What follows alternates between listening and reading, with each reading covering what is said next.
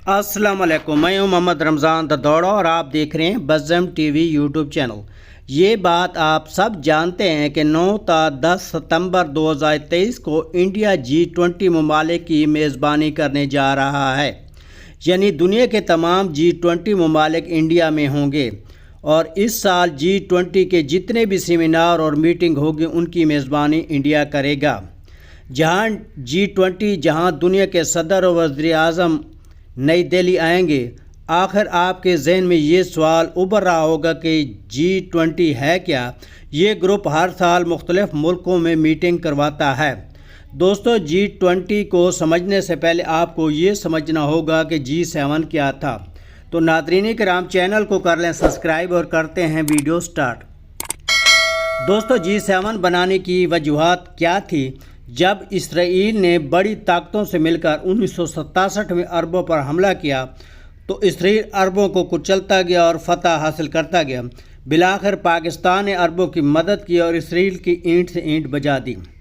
उस वक़्त के मुस्लिम रहनुमाओं में पाकिस्तान के वज़ीर आज़म ज़ुल्फ़िकार अली भुट्टो, सऊदी अरब के शाह फैसल और मिस्र के सदर अनवर सादात और फ़लस्तीन के सदर यासिर अराफ़ात ने एक मीटिंग की और एक एजेंडे पर फैसला किया कि इसराइल और उनके सहूलतकारों को, जिनमें 11 ममालिक थे, उनका तेल बंद कर दिया और पाबंदी लगा दी। अमेरिका और यूरोप की आंखें खुल गई कि हमारे साथ क्या हुआ और इन बड़े ममालिक में ऑयल क्राइसिस आ गया और इन मुल्कों ने मशवरा किया कि कोई ऐसा लाहे अमल जामे प्रोग्राम बनाया जाए जिससे हमारी माशत संभल जाए।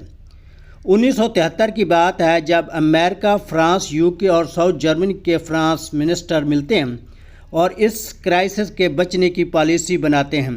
2 साल बाद इटली और जापान भी इस ग्रुप में शामिल हो जाते हैं। 1975 में G6 की मीटिंग होती है और इस मीटिंग के बाद 1976 में कनाडा भी इस ग्रुप में शामिल हो जाता है और ये ग्रुप अब 6 G6 से G7 बन जाता है। सियासी लिहाज से सर जंग के मौके पर वेस्टर्न ब्लॉक का हिस्सा थी। उनका मकसद इकट्ठे बैठकर मुआशी हालत बेहतर करना था और 1998 में रशिया को इसका हिस्सा बना दिया गया और ये ग्रुप G7 की बजाय अब G8 बन जाता है। लेकिन 2014 में जब रशिया ने क्रीमिया पर चढ़ाई की तो रशिया को G8 से निकाल दिया, फिर ये ग्रुप G7 बन गया। अब G20 की बात इब्तदाई इकनॉमिक क्राइसिस की वजह से होती है।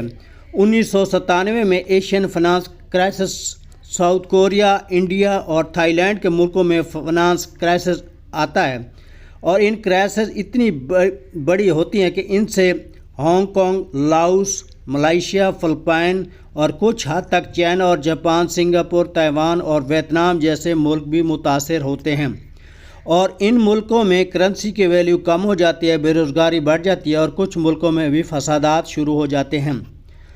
और फिर 1998 में रशिया में फाइनेंस क्राइसिस आते हैं और अब G7 के ममालिक ने महसूस किया कि अगर एक एक पर क्राइसिस आते रहे तो दूसरे ममालिक भी मुतासर होते रहेंगे। अगर हमने इन ममालिक में इस्तेकाम लाना है तो एमर्जिंग ममालिक को साथ बिठाकर प्रोग्राम बनाया जाए और इस ग्रुप में तरक्की पजीर मुल्कों को भी रखा जाए। अब सवाल यहाँ ये भी था कि किन किन मुल्कों को रखा जाए और किन मुल्कों को ना रखा जाए। सबसे पहले G7 के तमाम ममालिक को रखा जाए, उसके बाद दुनिया के वो ममालिक जो बड़ी माशत को हैंडल करते हैं और उसी की बुनियाद पर चीन, इंडिया, ब्राज़ील, साउथ अफ्रीका और एशिया को भी शामिल कर लिया जाता है। फिर देखा जाता है कि रीजनल में सबसे बड़ी पावर किसकी है, तो दुनिया के हर रीजन से कोई ना कोई नुमाइंदगी ज़रूरी होनी चाहिए। इसी वजह से एशिया से इंडिया और साउथ कोरिया, साउथ अमेरिका से ब्राज़ील और नॉर्थ अमेरिका से मेक्सिको और साउथ अमेरिका से ब्राज़ील और अर्जेंटीना और होशिया से ऑस्ट्रेलिया और मिडल ईस्ट से सऊदी अरब और तुर्की को शामिल किया जाता है। यूरोप के तमाम ममालिक आज भी इस G20 में 19 ममालिक और एक पूरा यूरोप इसमें शामिल है। ये G20 दुनिया के बेहतरीन ममालिक का ग्रुप है। दिलचस्प बात यह है कि G20 को बनाने के पीछे मकसद सिर्फ फाइनेंस क्राइसिस था और इनसे डील करना था। G20 ग्रुप की मीटिंग सिर्फ उन मुल्कों के फाइनेंस सेक्रेटरी فنانس منسٹر اور سینٹرل بینک گورنر کے درمیان ہوتی ہے، لیکن کئی سالوں تک ایسا رہا۔ لیکن 2008 کے بعد ان ملکوں نے محسوس کیا کہ ہمارے فنانس منسٹر، صدر اور وزیر اعظم کو بھی یہاں آنا چاہیے۔ اگر ہم نے ان کرائسس کو روکنا ہے تو ہم سب نے مل کر معیشت کو G20 کی پہلی سمٹ 2008 میں ہوتی ہے۔ یہ پہلی سمٹ تھی جو امریکہ میں ہوئی تھی، جس میں سارے ملکوں نے فیصلہ کیا کہ ہم سپینڈنگ کو بڑھائیں گے، تجارتی خسارہ کر کے اس میں ریلیف بھی دیں گے، اور ٹوٹل 4 ٹریلین خرچ کیے جائیں گے تاکہ سب اپنی اکنامکس کو ریویو کر سکیں۔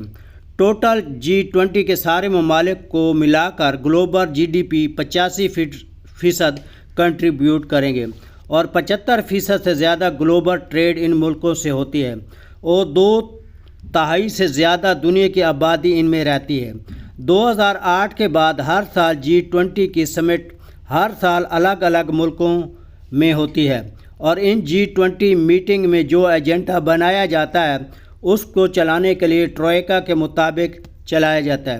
ٹروئیکا میں 3 ممالک کام کرتے ہیں: کرنٹ G20 صدر، پچھلے G20 کا صدر، اور آنے والے اگلے سال کا G20 کا صدر۔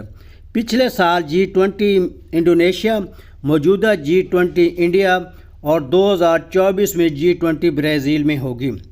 یعنی انڈونیشیا، بھارت اور برازیل ٹروئیکا ممالک ہیں۔ G20 کی صدارت ہر سال ایک ملک کو نمائندگی ملتی ہے۔ اگر 2008 کی سمٹ دیکھیں تو آج 18ویں سمٹ ہے۔ امریکہ کو 2008 اور 2009 میں ڈبل نمائندگی دی گئی تھی، باقی ہر ملک کو ایک دفعہ نمائندگی ملی ہے۔ اگلے سال برازیل اور 2025 میں ساؤتھ افریقہ کو نمائندگی G20 کی دی جائے گی۔ 2026 سے دوبارہ امریکہ پہلے نمبر سے یہ نمبر شروع ہوگا اور G20 کی میزبانی کرے گا۔ بھارت کا 18واں نمبر 2042 میں آئے گا۔ ان G20 ممالک کے علاوہ کچھ مہمان ملکوں کو بھی نمائندگی ملتی ہے۔ اس سال انڈیا 9 ممالک کو نمائندگی دینے جا رہا ہے۔ ان میں Mauritius, Netherland, Nigeria, Singapore, Spain, UAE، Bangladesh, مصر اور عمان شامل ہیں، اور اس کے علاوہ کچھ بڑے ادارے جیسے افریقن یونین، IMF، اقوام متحدہ، WTO، WHO وغیرہ بھی اس G20 کی اس میٹنگ میں شامل ہوں گے، اور ایجنڈوں پر اتفاق کبھی ہوتے بھی ہیں اور کبھی نہیں بھی ہوتے۔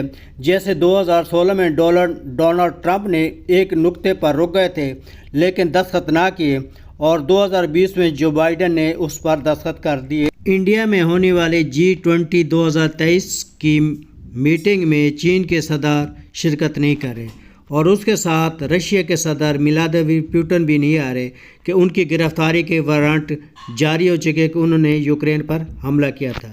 G20 کی میٹنگ 2 دن چلتی ہے، اور اس کے علاوہ اور بھی بہت ساری میٹنگیں ہوتی ہیں۔